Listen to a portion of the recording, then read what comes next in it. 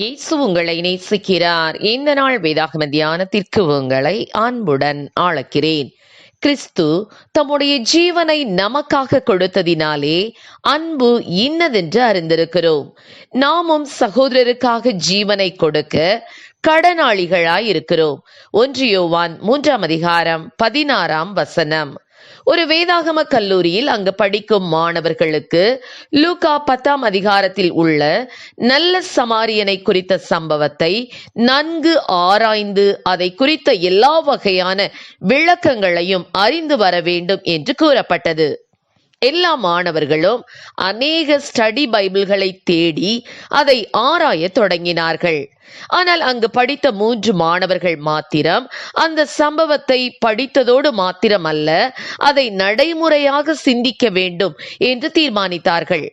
அதன்படி அந்த 3 பேரில் ஒரு மாணவர் தன்னை சம்பவத்தில் வரும் குற்றுயிராக விடப்பட்ட மனிதனைப் போல தன் உடைகளை கிழித்து கொண்டு மண்ணை தன்மேல் போட்டுக்கொண்டு இரத்த நிறத்தில் திரவத்தை தன்மேல் ஊற்றிக்கொண்டு தான் யார் என்று அடையாளமே தெரியாதவாறு தன்னை மாற்றிக்கொண்டு அந்த கல்லூரியின் மண் தரையில் கிடந்தார்.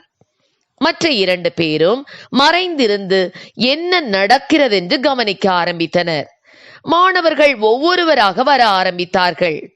யாரும் அந்த குற்றுயிராய் கிடந்த மாணவனின் பக்கம் கண்டும் காணாதவர்களாக போனார்கள், நிற்கவில்லை.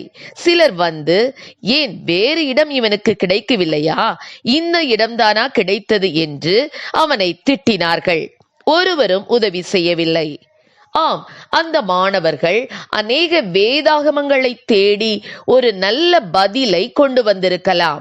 ஆனால் நடைமுறையில் யாருமே வெற்றி பெறவில்லை. இரக்கத்தை குறித்து அறிந்திருப்பது வேறு, ஆனால் அதை கிரியையில் வெளிப்படுத்துவது வேறல்லவா?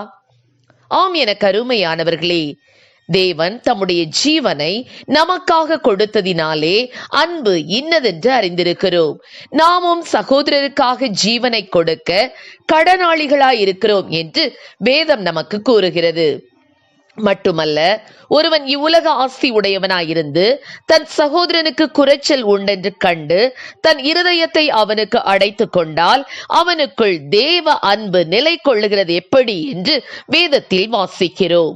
ஆம் பிரியமானவர்களே, நம்மோடு இருக்கிற ஒரு சகோதரனுக்கோ சகோதரிக்கோ உதவி தேவைப்படும் நேரத்தில் நாம் உதவாமல் இருந்தால், நாம் எத்தனைதான் வேதாகமத்தை படித்திருந்தாலும் வேதம் சொல்லும் வார்த்தைகளின்படி மற்றவர்களுக்கு உதவவில்லை என்றால் என்ன பயன்?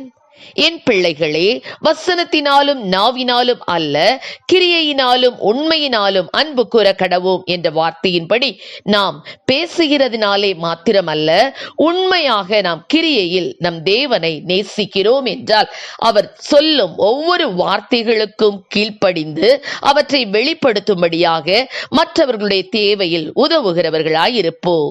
அவர்களுடைய குறைச்சலில் நம்முடைய இருதயத்தை அடைத்துக் கொள்ள மாட்டோம். கிறிஸ்து பரலோகத்தில் செல்ல பிள்ளையாக இருந்தாலும் நமக்காக எல்லாவற்றையும் இழந்து மனித அவதாரம் எடுத்து தம் ஜீவனையே நமக்காக கொடுத்தாரே. அவருடைய வழியில் செல்லுகிறோம் என்று சொல்லுகிற நாம் சகோதரருக்காக ஜீவனை கொடுக்க கடனாளிகளாய் இருக்கிறோம் என்ற வார்த்தையின்படி நம் ஜீவனை ஒருவேளை கொடுக்காவிட்டாலும் அவர்களது தேவையில், குறைவில், துன்பத்தில், துயரத்தில் நாம் பங்கெடுக்க வேண்டும் அல்லவா? வசனத்தினாலும் நாவினாலும் அல்ல, கிரியையினாலும் உண்மையினாலும் அன்பு கூற கடவோம். கர்த்தர் நம்மை ஆசீர்வதிப்பாராக. ஆமென். ஜெபம். எங்களை அதிகமாக நேசித்து வழி நடத்துகிற எங்கள் அன்பின் பரலோக பிதாவே, அப்பா, நாங்கள் திருவசனத்தை கேட்கிறவர்களாய் மாத்திரமல்ல அதின்படி செய்கிறவர்களாயும் எங்களை நீ மாற்றுவீராக. தகப்பனே, அப்பா, ஸ்தோத்திர ஆண்டவரே, நீர் எங்கள் மேல் வைத்த அன்பினால் என்னுடைய ஜீவனை நீர் எங்களுக்காக கொடுத்தீரல்லவா? ஆண்டவரே, ஸ்தோத்திரக்கத்தா, நாங்களுக்கு தாவே எங்களுடைய சகோதரர்களுக்கு சகோதரிகளுக்கு அவருடைய குறைச்சலிலே உதவி செய்யக்கூடிய கிருபைகளை எங்களுக்கு கொடும். ஆசீர்வதியும். இயேசுவின் நாமத்திலே ஜெபிக்கிறோம் நல்ல பிதாவே. ஆமென்.